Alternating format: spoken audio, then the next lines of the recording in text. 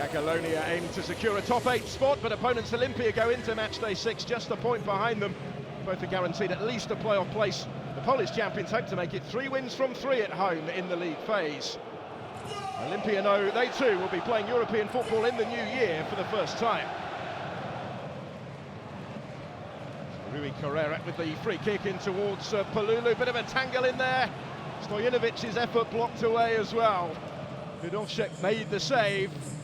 Jagiellonia threatening. Big chance for them here, a couple of them in there. So Rui Carrera takes the free kick on himself this time and forces the save from Vrhunci, who was across smartly to keep it out at full stretch. Towards Palulu. Down he goes under Manuel Pedreno's challenge. The referee points to the spot, but then spots the flag. And offside is given. Let's have a look just, I think, as that ball was played. Palulu in the offside position, so what followed was academic. So finely balanced here. It's Olimpija look for options in attack. They do have numbers forward in support here. Raul Florich had made that run, he couldn't quite get the touch to it though.